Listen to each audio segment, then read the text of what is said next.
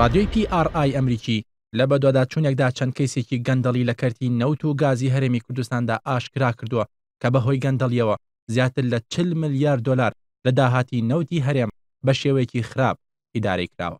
بەپێی بەدواداچوونەکانی ئەو رادیۆ ئەمریکیە بنەماڵەی تاڵەبانی و بارزانی ڕکابەری لەگەڵ یەکترتا دەکەن بۆ بەدەستهێنانی گرێبەستی زیاتری بازرگانی و لە ناویشیاندا گرێبەستەکانی کەرتی وزە.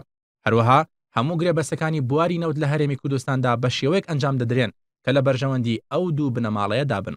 دەشڵێت لە ئێستادا پاڤێڵ تاڵەبانی وەک ڕاوێژکاری وەزارەتی سامانە سروشتەکانی حکوومەتی هەرێم کار دەکات.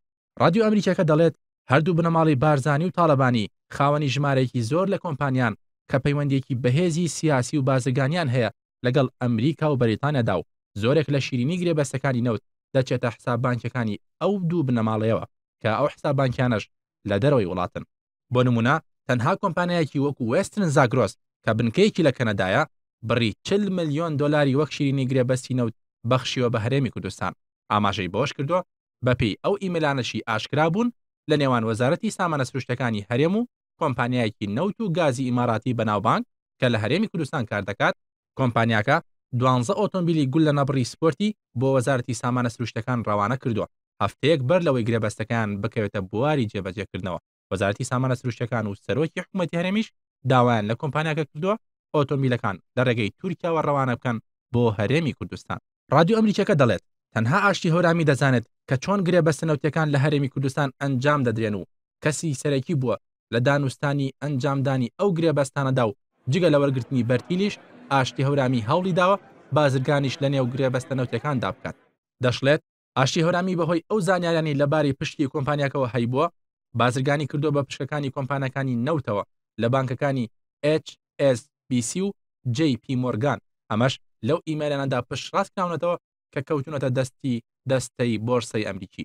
رادیۆ ئەمریکیەکە ڕاشی گەیاندووە بۆردی کاغەزە دارایەکانی لەندەن لە ساڵی 2010 لێکۆڵینەوەی کردووە لە ئاشتی هەورامی بەهۆی ئەوەی بازرگانی کردووە بە پشکەکانی کۆمپانیای Heritage Oil کە هەرخۆشی گرێبەسێکی دۆزینەوەی نەوتی بەخشیوە بەو کۆمپانیا نەوتیە.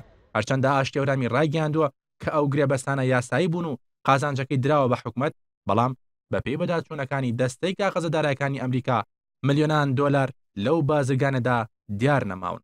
لە لایەکی ترەوە لە تشرینی یەکەمی 2010 کۆمپانیای DNO نەرویجی 43 ملیۆن پشتی خۆی بە بریکارێکی نەناسا و فرۆشت بە بڕی نزیکەی 30 ملیۆن دلار. دواتر دەرکەوت کە کڕیارەکە گەنەڵ ئینێرژی تورکیە. ئاشتی هەورامی وەک میانگیر لە نێوان کڕیار و فرۆشیارەکەدا کاری کردووە. بەو هۆیەوە DNO لە کارکردن ڕاگیرا، بەڵام هەورامی بە هیچ شێوەیەک ڕوبەڕووی دادگا نەکرایەوە. رادیۆکە ئاماژەی بەوە داوە بەهۆی نەفرەتی سەرچاوە سروشتیەکانەوە وڵاتانی وەکو ئەنگۆلا و چاد و ڤەنزوێلا و لیبیا و چیلی و پیرۆ و چەندین وڵاتی تر زیانیان پێگەیشتووە.